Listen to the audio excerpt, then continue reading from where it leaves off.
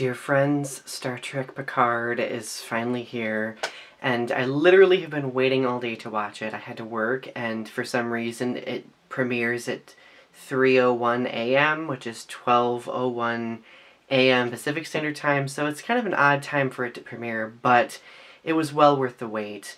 So for my review, I'm going to spend the first portion of the video, probably like the first minute or so, sharing my thoughts spoiler-free, and then I'm going to move into a spoiler portion of the video. So if you are wanting to avoid spoilers, I will signal you when you may want to avoid the video, okay? So first and foremost, obviously I went into watching Star Trek Picard with a lot of hype.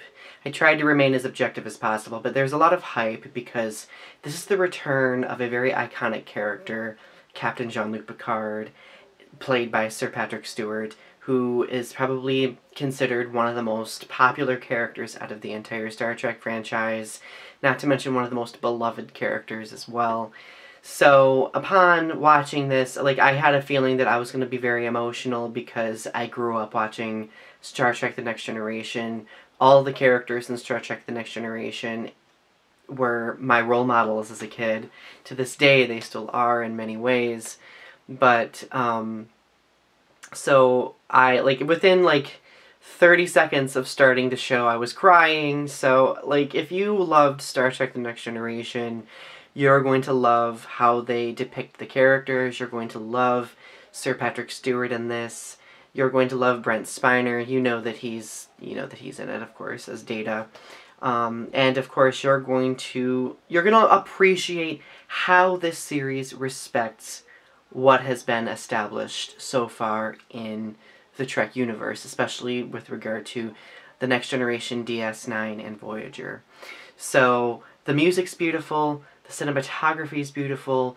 The writing is absolutely moving. So all of these different things combined together, I think, set the stage for what's going to be a phenomenal Star Trek.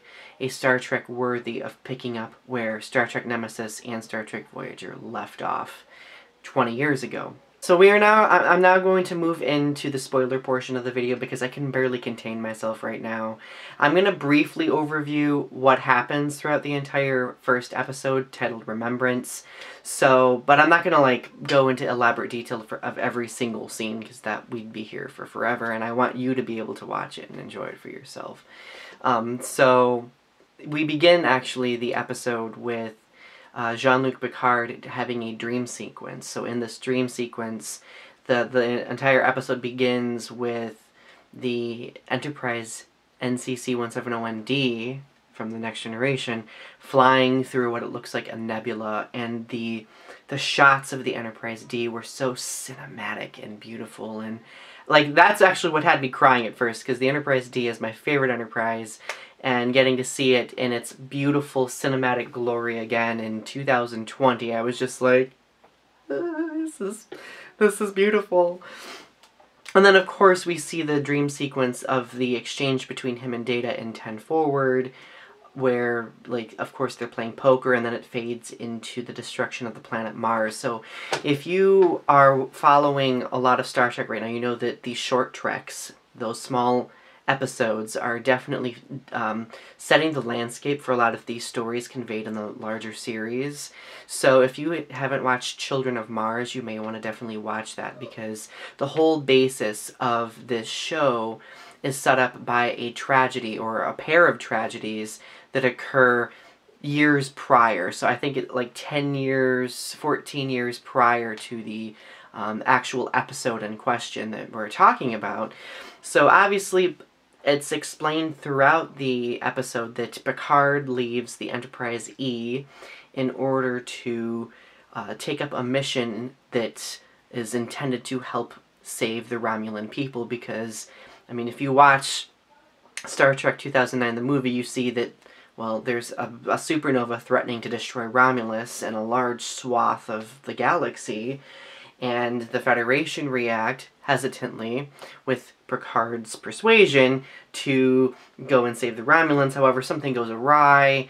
A rogue band of synthetic life forms actually derail those plans as they're about to settle on Mars. So not only is Mars destroyed, but the cavalry of ships saving the Romulans are also severely destroyed. And so after that, the Federation decided to end their effort in order to save the Romulan people, and that's what brings Picard up until now. So he's living his life quietly in his vineyard in Le Bar, France, and he's, you know, being taken care of by a couple of Romulans who I'm assuming are loyal to him. I still have yet to read the comics. I think their story is in the comics. But the whole episode revolves around this young woman who seeks him out after he's interviewed by the Federation News Service.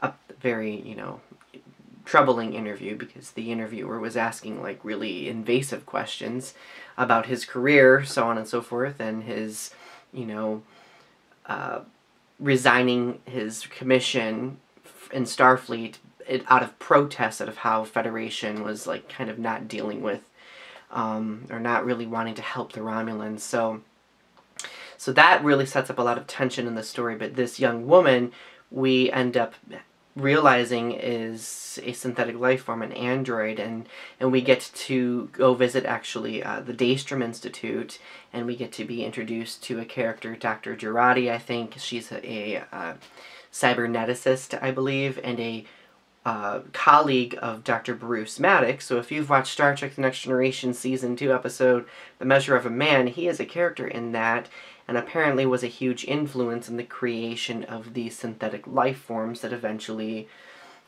you know, for some reason rebel and destroy Mars and cripple the Romulan rescue effort.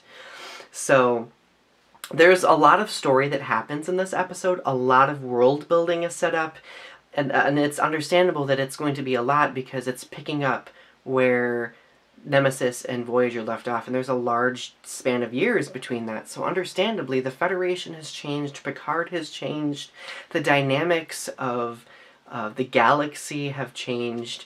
So I'm really looking forward to seeing where we go with this. Unfortunately, you know, the character Daj, who encounters Picard, like, she ends up dying rather quickly, but she has a twin out there, and from the looks of the end of the episode, where we see a sneak peek as to what the Romulans are doing, they're in this Borg cube. I don't know if they're like fixing the Borg cube, or if they are just like, you know, using it as an outpost because their homeworld's been destroyed. But there's something going on there. This twin of Daj, she, I mean, presumably is also an android, but she is participating with the Romulans and doing something. I don't know what it is necessarily, but obviously it has something to do with the Borg, because it's a Borg cube that they're occupying. So anyway, there is a lot to unpack. I know I was all over the place, but I'm really nerding out. I'm fresh out of watching it. If I were to give it a grade, I would give it a flat-out A. I think that this was one of the best entry episodes of any Star Trek series. You know, Caretaker from Voyager, and maybe Emissary from Deep Space Nine coming in close seconds and thirds. So this one really, really takes the cake for me. If you love those classic 90s series, you're going to really love this. So please don't hesitate to get CBS All Access and watch it. Anyway, so if you watched the first episode of Star Trek Picard, please share your thoughts down in the comment section below. And I really appreciate you taking the time to listen to my review.